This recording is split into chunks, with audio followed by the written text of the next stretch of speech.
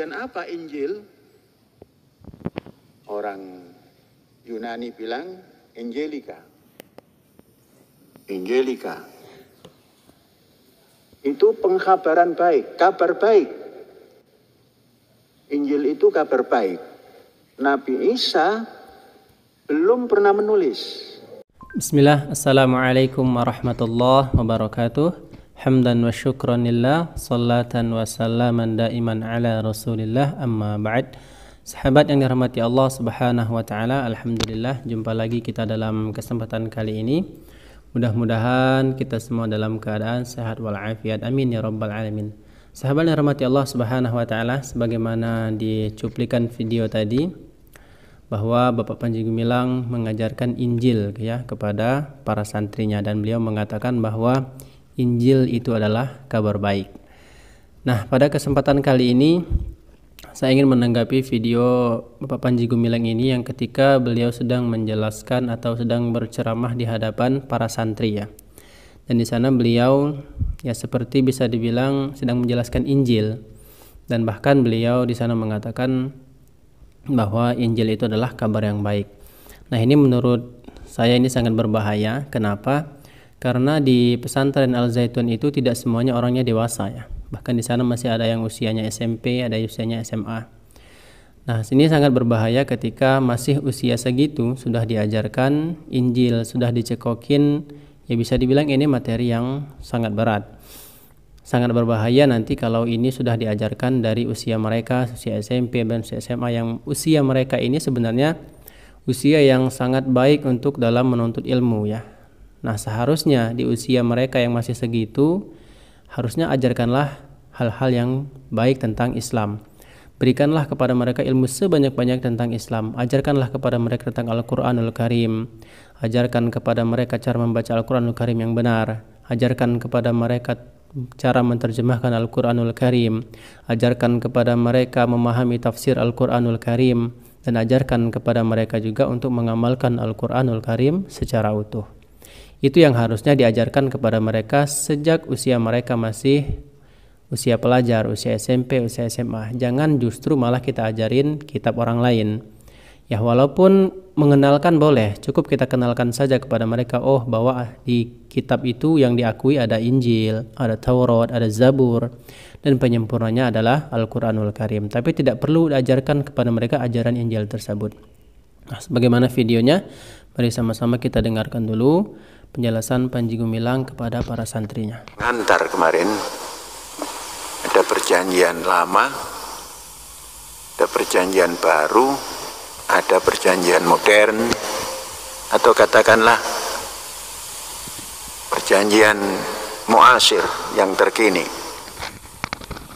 Nah, dengan ciri-ciri yang kemarin sudah disampaikan. Nah, dasar itu mari kita olah.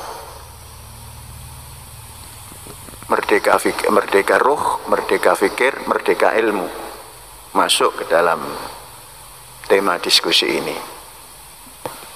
Pusat ateis kehidupan kini dan juga pragmatisme, sekularisme ada di Nederland, Belanda. Coba bayangkan apa yang terjadi di Belanda dan apa yang terjadi di Syria. Di Belanda sejahtera, di Syria hancur berantakan. Bagaimana saudara mengimani kitab-kitab kalau melihat itu? Silakan. Sekarang realita. Orang-orang Syria mau membedil itu bismillahirrahmanirrahim, mau membunuh. Orang Belanda tidak ada yang perlu ini, yang penting makan keju, makan ini, pendidikan teratur, sejahtera. Di mana letak iman pada kitab-kitab Allah? Ini pertanyaan saja supaya nanti mengolah menjadi roti yang enak dimakan. Saudara-saudara, kalau berbicara Taurat, pahami apa itu Taurat. Perjanjian lama itu bukan Taurat semua itu. Ada bahasa di dalam perjanjian lama itu Pentateuch. Pentateuch itu adalah 5 bab di dalam perjanjian lama. 1 At-Takwin. Setelah At-Takwin, kemudian seperti sudah dipakai kepada usianya masih sangat dini.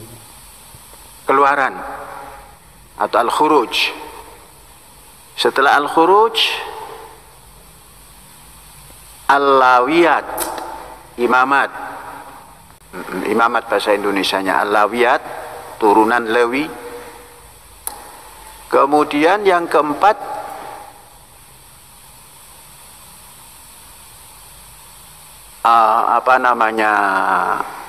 bilangan. Setelah bilangan baru ulangan atas nia. Itulah Taurat. Jadi 5. Maka dikatakan Pentateuch. Kalau di Amerika ada Pentagon, di Alkitab ada Pentateuch. Jangan asal perjanjian lama terus menjadi Taurat. Jadi siapa yang menulis Taurat? Musa alaihissalam. Sekalipun banyak kritik dari yang lain-lain, tapi semua jumhur mengatakan penulisnya Musa alaihissalam. Jadi 5 itu Mazmur. Mazmur itu isi pujian-pujian yang untuk keindahan, untuk apa semua, dan untuk mau menghadapi lawan perang. Nah, itu Daud. Mazmur Daud ada di perjanjian lama. Kemudian apa Injil? Orang Yunani bilang Angelika. Angelika itu pengkhabaran baik, kabar baik. Ini beliau mengatakan Injil itu kabar baik. Nabi Isa belum pernah menulis. Halnya dengan Nabi Muhammad, tapi punya juru tulis ketika bersamaan dalam hidup. Beda halnya dengan alaihissalam Isa. Maka ada para rasul. Muhammad Rasulullah, tapi kalau Paulus Rasul Yesus. Karena kemudian Yesus dituhankan. Rasul Paulus, Rasul Matius, Rasul Markus, Rasul Lukas. Itulah penulis-penulis Injil. Barnabas tidak masuk. Walaupun Barnabas dengan Paulus itu seperti ikan dengan air.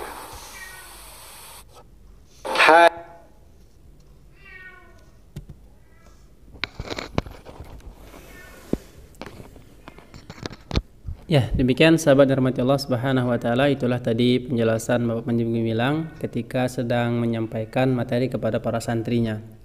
Ya, beliau tadi menjelaskan begitu banyak ya terkait kitab Zabur, kitab Taurat, dan yang terakhir tadi beliau menjelaskan tentang kitab Injil. Ya, memang bisa dibilang ini pengetahuan yang luas ya, agar kita mengetahui kitab-kitab orang-orang terdahulu, bahwa ada kitab Zabur, bahwa ada kitab Injil, bahwa ada kitab Taurat, dan juga penyempurnanya adalah kitab Al-Quranul Karim. Cuman yang menjadi pertanyaannya adalah mereka ini kan usianya masih pelajar, usianya masih bahkan usianya SMP, bahkan usianya itu tidak semuanya mereka di sana sudah dewasa. Yang saya khawatirkan adalah dari usia mereka yang masih kecil, masih SMP seperti itu sudah diajarkan demikian, saya khawatir nanti mereka selesai dari Pondok Pesantren Al-Zaitun, kemudian mereka mencari Injil, kemudian mereka mempelajari Injil, dan mereka akhirnya menemukan ya bisa dibilang kenyamanan di sana. Ini yang kita khawatirkan. Ya, walaupun pelajaran ini sebenarnya ya bisa juga diajarkan, tapi maksud saya alangkah baiknya kalau pembelajaran seperti ini diajarkan kepada orang-orang yang usianya sudah bisa membedakan mana yang hak, mana yang batil. Bisa mereka tuh menerima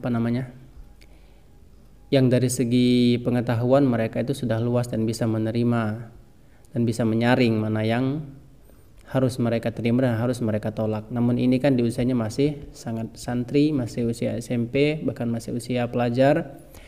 Ya, jangan dulu diajarkan hal seperti ini.